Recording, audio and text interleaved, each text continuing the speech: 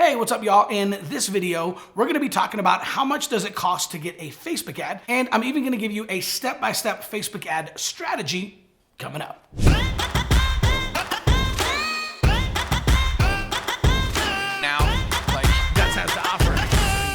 Hey, what's up y'all? My name's Chris Abbott, but all my friends just call me Abbo, and I've been running Facebook ads for churches and local business for the last several years. And I have run thousands of Facebook and Instagram ads for churches and local business for the last couple of years. So in this video, we're gonna dive in, we're gonna talk about how much Facebook ads actually cost, and I'll give you my 4-step process for exactly how to use Facebook ads for your church or business. So let's dive in.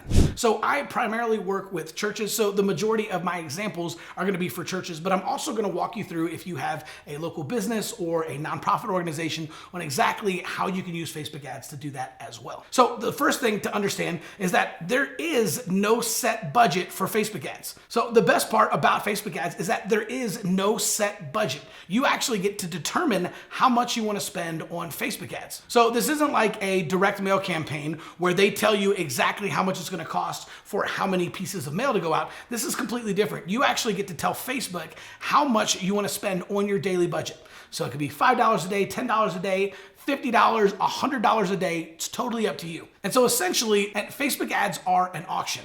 So if you think about it, there's only so much real estate inside the newsfeed. Now, Facebook actually has a scientific algorithm, and they have done studies. They know how many posts that they have to show you from friends and family in your feed before they can show you an ad. And they know that if they start putting too many ads into your newsfeed, then you'll leave and you'll go somewhere else. Right? They don't want to become MySpace or Friendster. So they're very careful in how they protect the newsfeed. And so that real estate basically becomes an auction. So the more money you pay Facebook, the more people they show your ad to. Pretty simple, right? Now, every town is different, but let's say, for example, that for every $20 you spend on Facebook, Facebook is gonna show your ad to 1,000 people. Now, if that's the case, you could run at $20 a day, and Facebook could show your ad to 1,000 people a day. Or you could run at $5 a day and Facebook will be showing your ad to 250 people a day. But you get to determine the amount that you want to spend that works with your specific budget. So if you're going to go create your first Facebook ad, you want to make sure that you are creating a targeted Facebook ad and not a boosted post. So the best way to do this is to go to facebook.com/ads manager.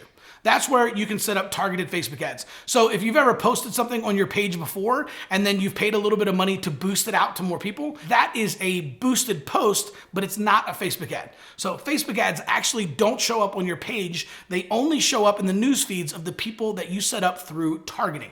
So go to facebook.com/ads manager and click on the green create button and you can start setting up your very first Facebook ad. Now, I actually helped a friend of mine do this. He had a church in a small town and they'd been there for several years and felt like they were the best kept secret in town, right? Maybe some of you guys can relate. So one of the things they wanted help with was using Facebook ads to simply get the word out about their church. And that's exactly what we did. We set up a simple Facebook ad and we ran it to everyone who lived within driving distance of his church. And using that one Facebook ad, his church went from 60 to 110 in only 3 months. That's the power of Facebook ads. All right, step 2, set up a landing page. Now, if you have a business, then you'll want to set up a landing page on your website. And this is only going to talk about whatever it is that you're trying to promote. So if you are trying to sell a product or you are trying to sell a service, then that's the only thing you want to talk about on this landing page. Don't talk about when you got into business or how long you've been there or whether you're family owned or family run and family done, because at the end of the day, people don't really care about that. What they want to know is, do you have the solution to their problem? And if so, they want to hear about the solution, nothing else. So make sure your landing page is targeted and you're only talking about that one thing. Now, if you have a church, I recommend setting up a plan your visit landing page. So this is an entire page that kind of gives them an overview of your church. And the only thing it talks about is your Sunday morning service and then has a call to action to plan a visit. Right? And when people plan a visit, you simply want to have a button they could click on where they can fill out their name, email, and phone number and essentially schedule an appointment to visit your church on Sunday morning. All right, now step 3 is only for a church. So if you're a business, don't worry about step 3, go immediately to step 4. But if you are a church, one of the things that you want to do is you want to launch Plan Your Visit. So after you set up your Plan Your Visit landing page and you have people that start to sign up for Plan Your Visit, what you want to do is you want to call the Plan Your Visits within 15 minutes. You simply want to introduce yourself and let them know why you're calling and then answer any questions they might have, right? So if someone signs up to Plan a Visit on Sunday morning, you may want to give them a shout and say, hey, John, Pastor Chris here. Hey, I saw that you planned a visit for Sunday morning. I just wanted to reach out and introduce myself to you personally and answer any questions you might have about, where to park or what to wear. So, right, that little interaction, that personal connection is going to build relationship equity, and it's going to ensure that they show up on Sunday morning. And then utilizing Plan Your Visit is actually really simple. All you want to do is you want to find a couple of people in your church who are super friendly. We call them our people. Right? These are the people that have never met a stranger. They are always happy. They're always in a good mood, and they do really well meeting new people. And you simply want to ask them if they would be willing to host first-time visitors once or twice a month. People that are wired that way will actually be pumped about this, right? Outgoing people, happy people love doing this type of thing. So no training necessary. Just tell them, hey, whenever a first-time visitor comes in, you're just going to be their personal host. It's basically going to be like they have a best friend waiting for them at the front door, right? You don't want to treat them like VIP. You want to treat them like family. And all that host has to do is basically the same thing they would do if their best friend came to church for the first time. So you'd help them get their kids checked into kids' church. You'd give them a tour of the church. You'd introduce them to the pastor and some of the key staff and leaders. And then you'd sit with them in service. Really, really simple. But what this does is it creates a personal connection the very first time a visitor comes in the front door. And so what happened when we started doing this at my church is that we found that 80% of people who went through Plan Your Visit joined our church within 3 weeks because they were making a personal connection the very first time they came through the front door.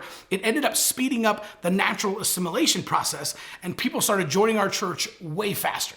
And finally, number 4, you need a follow-up system. Now, if you're a church, then you already know the only thing better than a first-time visitor is a second-time visitor. And if you have a business or organization, you already know that the harvest is in the follow-up. So what you want to do is you want to make sure that you are following up with every single person who is coming into your website. So if they visited your church, or if they came into your website and they filled out a lead form, or they downloaded a lead magnet, now you simply want to be able to plug them into an automated follow-up system. Now, a great way to do this for a business is probably some type of lead nurture sequence inside of like ActiveCampaign or MailChimp or ConvertKit. And if you're a church, my favorite way is using Text in Church, because you can actually set up a 6-week follow-up system consisting of text messages, email, and personal phone calls. And if you actually want to check out Text in Church to see if it'd be a good fit for your church, you can click on the link in the description below and you can actually get 90 days free of Text in Church so you can try it out and see if it's a good fit. All right, so if you like this video and you'd like to learn more social media strategies on how to grow your church, I recommend clicking on the link in the description below and checking out my brand new 3-part series, How to Use Social Media for Church Growth. We'll see you soon.